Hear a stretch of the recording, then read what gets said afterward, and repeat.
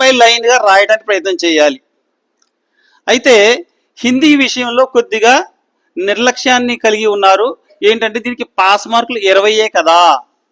ఈ భావన కనుక మీ టాపర్స్లో వచ్చింది అంటే మీరు 20 కదా అన్న విషయంలో దాన్ని నెగ్లెక్ట్ చేస్తారు. నెగ్లెక్ట్ చేయాల్సిన అవసరం లేదండి. మిగతా సబ్జెక్టులకు ఇచ్చే సమయంలో సగం సమయం హిందీకి ఇవ్వండి చాలు.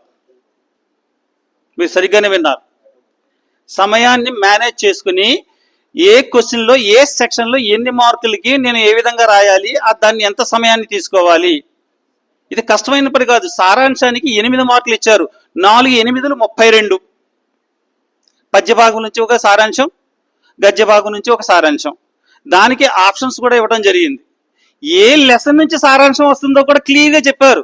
అరటిపండు పూర్తిగా ఒలిచేశారు, నోట్లో కూడా పెట్టారు. మీరు నమ్మటమే ఆలస్యం. అంత ఈజీగా ఉంది ఈ బ్లూ ప్రింట్. అక్కడ చూడండి, గద్య భాగం నుంచి ఒక పారాగ్రాఫ్ 5 మార్కులు. పాత విధానంలో ఉన్నారు మీరు ఎప్పుడూని. ఏంటంటే 5 ఏ బి సి డి ఈ అని రాసుకుంటాం కాదు. టాపర్స్ ఎప్పుడో ఆప్షన్స్ ఒకటే కాదు రాయటం, వీలైతే ఆ ఆన్సర్ని కూడా పక్కనే రాయమని అలవాటు చేయమని మన గౌరవ డిఈఓ గారు సూచించి ఉన్నారు. ఎంతమంది చేశారు చెప్పండి ఆ పని?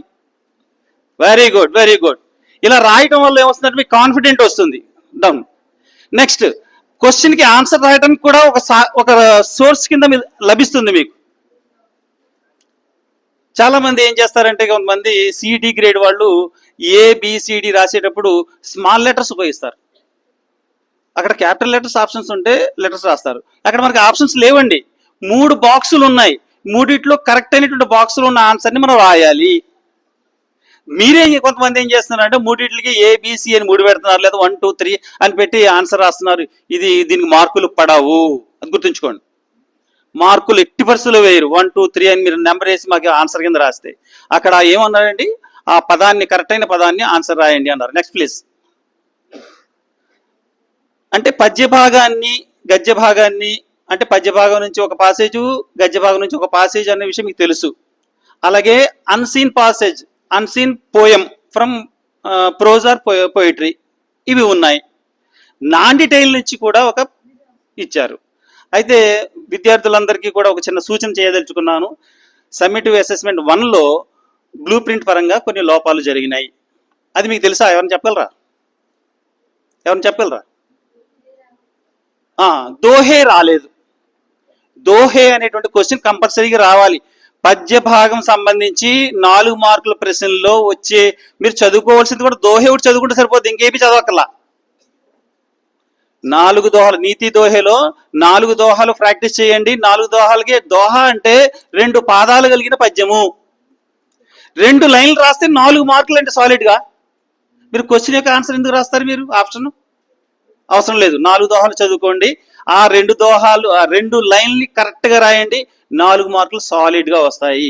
అంటే పద్య భాగంలో 4 మార్కుల ప్రశ్నలు ఏమీ చదవక్కర్లేదు. దోహాలు 4 చదువుకోండి, సరిపోతుంది. ఇది బ్లూ ప్రింట్లో క్లియర్గా చెప్పడం జరిగింది. Any doubt?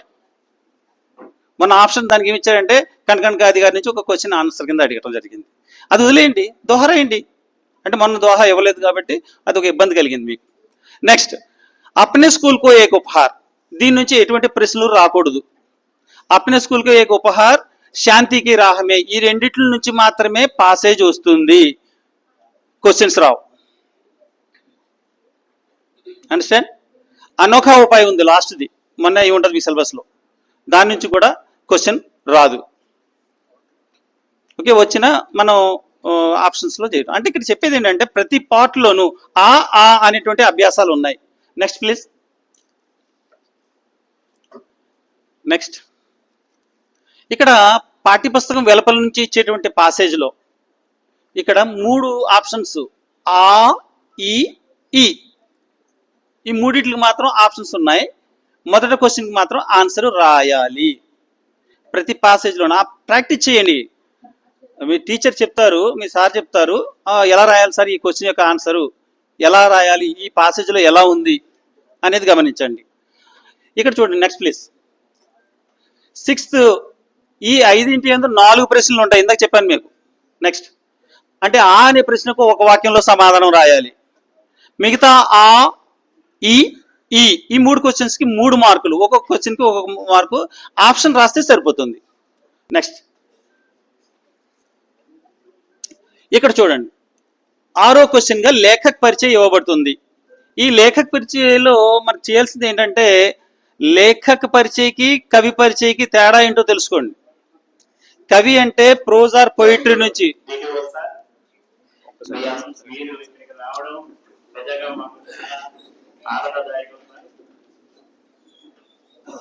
థ్యాంక్ యూ పిల్లలు. రెండే చిన్న విషయాలు చెప్పి వెళ్ళిపోతాను మీకు. ఉదయాన్నే లేచిన వెంటనే మీ 2 అరచేతులు ఇలా పెట్టుకుని కళ్ళకద్దుకోండి. నా వల్ల ఇతరులకు మంచి జరగాలి అనుకోండి, అంతే. Next you move your parents, మీ తల్లిదండ్రుల కాళ్ళకి నమస్కరించండి. అప్పుడు ఏ పనైనా ప్రారంభించండి. ఓకే. రెండోది అంటే ఇది యాక్చువల్గా దీనికి సంబంధం లేకపోయినా నేను ఒక ఈ ట్రాన్స్పోర్ట్ ఆఫీసర్గా మీ ఫాదర్స్ చాలామంది మోటార్ బైక్స్ తోటి వెళ్తూ ఉంటారా బయటికి? ఎంతమంది హెల్మెట్స్ పెట్టుకుని వెళ్తున్నారు మీ పేరెంట్స్? ఎంతమంది? నాకు తెలిసి చాలా తక్కువ మంది పెట్టుకుని వెళ్తారు. వాళ్ళ హెల్మెట్ పెట్టుకుని బయటికి వెళ్ళేలా ఆ బాధ్యత మీదే. ఈ రోజు నుంచే తీసుకోండి బాధ్యత. ఒకటే చెప్పండి, నాన్న మీకోసం మన కుటుంబం కోసం మీరు హెల్మెట్ పెట్టుకోండి. ఎందుకంటే హెడ్ ఇంజరీకి అది చెప్పలేం. శరీరంలో ఏ పార్టీకి దెబ్బ తగిలినా రెమెడీ ఉంటుంది, కానీ హెడ్ ఇంజరీ అయితే దానికి ఇయర్స్ టుగెదర్ కోమాలోకి వెళ్ళిపోవచ్చు, స్పాట్లో చనిపోవచ్చు, ఏదైనా జరగచ్చు. సో హెల్మెట్ పెట్టుకుని నాన్నగారు ఈరోజు మన కుటుంబం కోసం మీరు బయటికి వెళ్ళండి అని చెప్పి ఈ రోజే మీరు ఇంటికి వెళ్ళి మీ నాన్నగారి చేత ఒట్టు వేయించుకోండి. ఓకే, ఒట్టు వేయించుకోండి. ఈ 2 క్రమం తప్పకుండా ప్రతిరోజు చేయండి. Okay, wish you all the best. మీరు అందరూ కూడా మంచి గ్రూప్ 1 ఆఫీసర్స్ అవ్వాలి, భవిష్యత్తులో మంచి ఐపీఎస్ ఆఫీసర్స్ అవ్వాలి, ఐఏఎస్ ఆఫీసర్స్ అవ్వాలి, మంచి చార్టెడ్ అకౌంటెంట్స్ అవ్వాలి, మంచి డాక్టర్స్ అవ్వాలి, మంచి అడ్వకేట్స్ అవ్వాలి, మంచి ఇంజనీర్స్ అవ్వాలి. ఇలా మీకు విద్యాబుద్ధులు నేర్పించే మంచి టీచర్స్ అవ్వాలి, మంచి ప్రిన్సిపల్స్ అవ్వాలి, మంచి లెక్చరర్స్ అవ్వాలి, మంచి ఆర్కిటెక్ట్స్ అవ్వాలి. టాపిక్ మీకు ఇచ్చినట్టే తక్కువ టైంలో ఎంత ఎక్కువ నాలెడ్జ్ వాళ్ళకి ఇవ్వాలనే దాన్ని కూడా మీరు దృష్టిలో పెట్టుకొని వాళ్ళకి కొన్ని టీచ్ చేయవలసిందిగా కోరుకుంటున్నాను. Thank you. విషయంలోకి రండి. అక్కడ స్క్రీన్ మీద చూడండి, విష్ణు ప్రభాకర్, కాకా కాలేల్కర్, శ్రీ ప్రకాష్. ఈ ముగ్గురులో ఇద్దరిది చదువుకుంటే సరిపోతుంది. మీకు అక్కడ ఆప్షన్ ఏంటంటే, చాలా మంది చేస్తున్న తప్పులు కూడా చెప్తాను నేను. ఏం చేస్తున్నారంటే, ఆ డాష్లు పూర్తి చేసి ఆ పాసేజ్ని రాస్తున్నారు. కొంతమంది ఆ డాష్లో ఏం రాయాలో అదే రాస్తున్నారు. అది కరెక్ట్ కాదు. దాన్ని పాసేజ్ రూపంలో రాయొచ్చు, లేదా 5 పాయింట్ల రూపంలో రాయొచ్చు. Next please. చూడండి, ఒక ప్రాచీన కవి, ఒక ఆధునిక కవి. కవి పరిచయానికి అయితే అక్కడ డాష్లు ఏమీ లేవు. 5 హింట్స్ ఇస్తారు. ఆ 5 హింట్స్ని మీరు పాసేజ్ ఫామ్ చేయాలి. ఇక్కడ గమనించాల్సిన మా విషయం ఏంటంటే, 5 మార్కులు కాబట్టి 5 లైన్లు తప్పనిసరిగా రావాలి. ఆ 5 నిమిషాలు, ఆ 5 లైన్లలో ఆ విషయం రిఫ్లెక్ట్ అవ్వాలి. ఆ మ్యాటర్ ఏదైతే దాంట్లో రిఫ్లెక్ట్ అయ్యిందో, ఉదాహరణకి సుమిత్రానందన్ పంత్ ఉంది, రమేష్ పోఖ్రియాల్ నిశంక్, వీరి యొక్క చాలా ఈజీ అండి. ఇవి మార్కులు సంపాదించుకుంటే మనకు సాలిడ్గా 7 5 35 ప్లస్ 10 45 మార్క్స్ ఈజీగా ఉన్నాయి. ఇందాక చెప్పాను, అరటి పండు కూడా ఒలిచేశారు, నోట్లో పెట్టారు, మేము నమ్మటమే ఆలస్యం. అంత ఈజీగా రాయగలరు. Next please.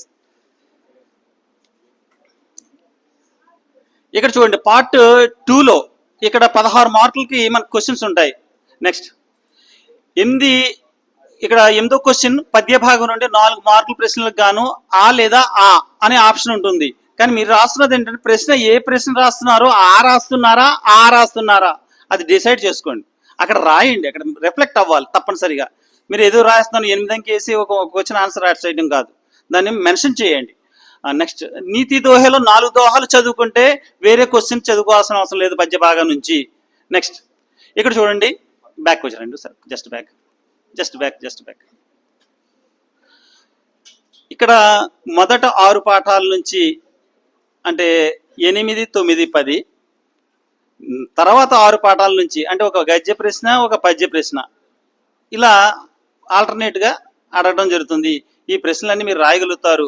4 మార్కుల ప్రశ్నకి మీరు టైం ఎంత స్పెండ్ చేయాలి, ఎంత మ్యాటర్ రాయాలి అనేది కూడా దృష్టిలో పెట్టుకోండి. ఒక చిన్న చిట్కా చెప్తాను. ఇంట్రడక్షన్ బాగుండాలి ప్రశ్న యొక్క జవాబు. प्रस्तुत प्रश्न हमारी 10वीं कक्षा की पाठ्य पुस्तक सुगंध 2 की पहला पाठ बरसते बादल कविता से दिया गया है। इनके कवि प्रकृति के बेजोड़ माने जाने वाले वर्णन करने वाले कवि శ్రీ సుమిత్రానంద పంత్ జీ హై అని ఇంట్రడక్షన్ ఆ 2 లైన్లు పడినాయి అంటే మంచి మార్క్స్ పడిపోతాయి. ఇది మీ స్టడీ మెటీరియల్లో ఎక్కడా ఉండదు. మీ ఆన్సర్ క్వశ్చన్ బుక్లో ఆన్సర్ మీ నోట్స్లో కూడా ఉండదు. ఇది నేను చెప్పిన 2 లైన్లు ఇంకోసారి రిపీట్ చేస్తాను. ప్రస్తుత ప్రశ్న हमारी पाठ्य पुस्तक 10वीं कक्षा की पाठ्य पुस्तक सुगंध 2 की पहला कविता पाठ बरसते बादल से दिया गया है। तीसरा पाठ हम भारतवासी से दिया गया है। दूसरा पाठ कहानी पाठ ईदगाह से दिया गया है। इनके रचयिता लेखक మున్షి ప్రేమ్చంద్ జీ హై అని 2 లైన్లు రాస్తారు. Just introduction only. 4 మార్కులు కదా, మరి అక్కడ 5 లైన్లు రాయొచ్చు, 6 లైన్ల వరకు కూడా రాయొచ్చు. Next please.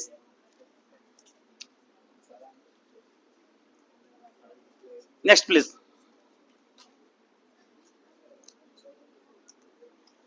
Next please. ఇక్కడ చూడండి, స్వరాజ్ కి నీవు దక్షిణ గంగా గోదావరి జల్ హీ జీవన్ హై ధర్తీ కే సవాల్ అంతరిక్ష కే జవాబ్. ఇక్కడ మనకి 4 పాఠాలు ఇచ్చారు. దీంట్లో కొన్ని పాఠాలని మనం చదవకుండా వదిలేయవచ్చు. అది మీ టీచర్, నాకు టైం లేదు కాబట్టి ఎక్స్ప్లెయిన్ చేయలేకపోతున్నాను. మీరు ఏ లెసన్ని మీరు ఒమిట్ చేస్తారు ఈ 4 లెసన్స్లో అంటే టైం కలిసి వస్తుంది. ఆ సంబంధించినటువంటి ఆప్షన్లో వెళ్ళిపోతుంది అనమాట. నెక్స్ట్ ఉపవాచక పాఠం. ఉపవాచక పాఠాలు చెప్పాను. దో కళాకర్ అనోఖా ఉపాయ్. ఈ 2 పాఠాల నుంచి మాత్రమే మీకు నాన్ డీటెయిల్ సంబంధించి 4 మార్కుల ప్రశ్నగా ఇవ్వబడుతుంది.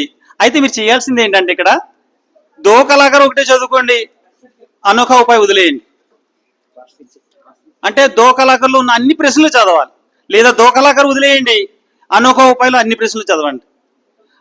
ఇక్కడ మీకు నాన్ డీటెయిల్ లెసన్ని ఒక ఒమిట్ చేసేయచ్చు. అది ప్యాసేజ్ కూడా రాదు. అట్లీస్ట్ మీరు ఏది సెలెక్ట్ చేసుకుంటారో సెలెక్ట్ చేసుకోండి. Next please.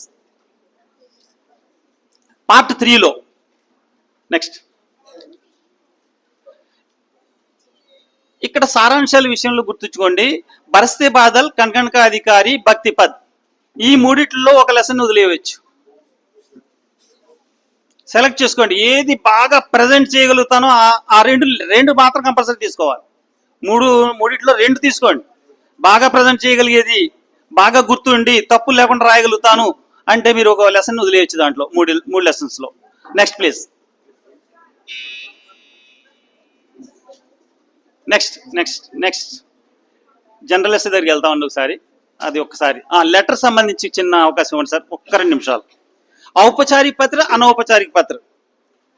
సమయం తక్కువ ఉంది, సగం పూట అయిపోయింది. ఏమైనా సరే ఈ విషయంలో మాత్రం మీరు మార్కులు కోల్పోయారు మొన్న. ఈ లెటర్ విషయంలో లెటర్కి